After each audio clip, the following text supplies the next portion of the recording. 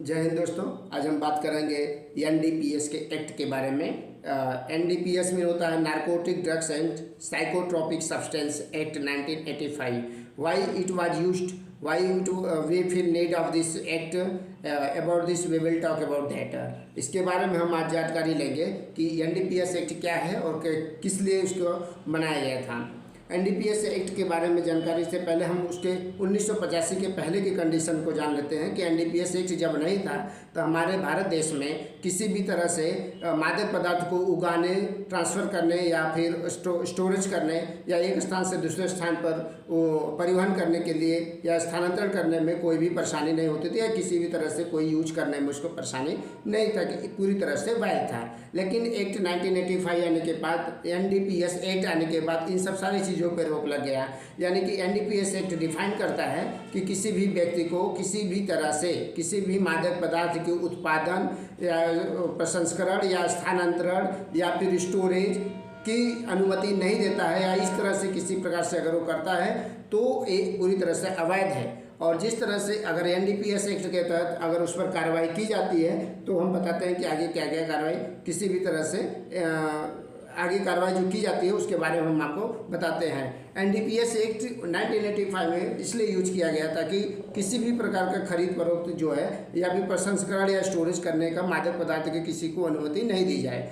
क्यों किया जाता है? मादक पदार्थ में कुछ ऐसी चीज़ें होती हैं या फिर नारकोटिक्स डिपार्टमेंट में ऐसी चीज़ें होती हैं जो कि मेडिकल पर्पज़ में काफ़ी यूज है, काफ़ी हेल्पफुल है। जैसे पेन किलर होता है, मॉर्फिन जैसे होता है, fentanyl and methadone. These are all things are maximum use in hospital या फिर treatment during the treatment of या पॉलिटिव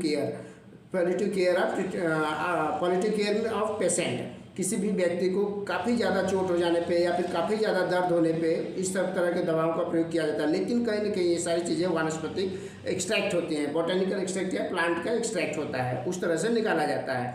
अगर हम किसी तरह इस एक्ट को नहीं अप्लाई किया गया होता तो if not applied narcotic drugs and psychotropic substance act 1985 then what happen, अगर नहीं होता तो ये सब सारी चीज़ें जो है कि खुले तौर पे बहुत ज़्यादा मात्रा में उत्पादन होने लगते हैं, या तो इसका साइड इफेक्ट आता है लोगों को, और या तो ये भी हो सकता था कि कोई एक व्यक्ति इसको जो है मोनोपाली कर लेता है, अपने के हाथ में पूरा कमान ले लेता और उसकी खेती वही करता और इस तरह से ज़रूरत पड़ने पे वो ब्लॉक कर लेता स्टोरेज या मनचाहे रेट में बेचता। इस सारी चीज़ों को देखते हुए एनडीपीएस एक्ट की स्थापना की गई। एनडीपीएस एक्ट में अगर कोई भी व्यक्ति पकड़ा जाता है खेती करते हुए या ट्रांसफ़र करते हुए या उस मेडिसिन का स्टोरेज करते हुए या किए हुए या फिर किसी भी तरह से उस पार्ट में भाग हो उसका या शेयर हो या फिर किसी प्रकार से उसमें उसका थोड़ा बहुत भी हाथ होगा तो भी उतना ही इलीगल है, उतना ही उसको सज़ा दी जाएगी जितना कि पर्टिकुलर पर्सन या फिर डायरेक्ट इन्वॉल्वमेंट वाला व्यक्ति को पकड़ा गया है। एनडीपीएस एक्ट के उतना ही उसको भी सज़ा मिलती है जो कि उसमें इनडायरेक्टली इन्वॉल्वमेंट होता है। तो इसमें जब पकड़े जाने पर किसी भी व्यक्ति को 1 साल से लेकर 20 साल तक की सज़ा दी जाती है। एनडीपीएस एक्ट के narcotic drugs and psychotropic substance act के तहत अगर कोई भी व्यक्ति इन्वॉल्वमेंट में पकड़ा गया या फिर अवैध रूप से इस तरह की एक्टिविटी में पकड़ा गया तो उसको 1 साल से लेकर 20 साल तक की सज़ा होती है। और नारकोटिक ड्रग्स में जो भी सज़ा होती है आपको जानकारी होना चाहिए कि नॉन बेलेबल होता है और उस पर बेल नहीं होता है, किसी प्रकार से उनको आप बेल पर या फिर जमानत पर बाहर नहीं निकाल सकते हैं, पहला चीज़। दूसरा चीज़ होता है कि उतना ही उसमें भागीदार है जो दूसरा मैंने बता दिया है कि दूसरा व्यक्ति जो इनडायरेक्टली इन्वॉल्वमेंट हो उसको भी वो सज़ा उतना ही होना है जितना कि डायरेक्ट वाला इन्वॉल्वमेंट है।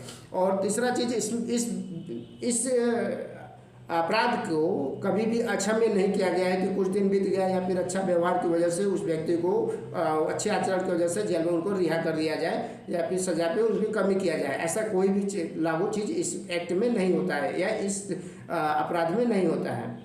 पहला। दूसरा चीज़ हम narcotic drugs and psychotropic substance के अंतर में समझेंगे कि नारकोटिक ड्रग्स क्या होते हैं और साइकोट्रोपिक सब्सटेंस क्या होते हैं। और narcotic drugs and psychotropic substance act को 1985 को कितनी बार को जो है कि अमेंडमेंट किया गया है, इसको 4 बार अमेंडमेंट किया गया 1985 से लेकर 2014 तक में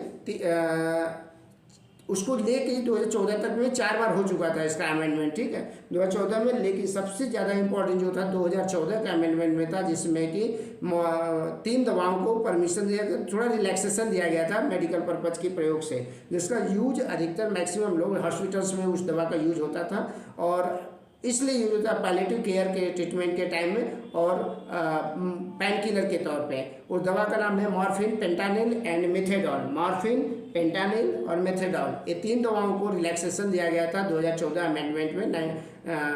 2014 अमेंडमेंट एक्ट 2014 के टाइम में जो अमेंडमेंट हुआ था उसमें मॉर्फिन, पेंटानिल एंड मेथेडॉल।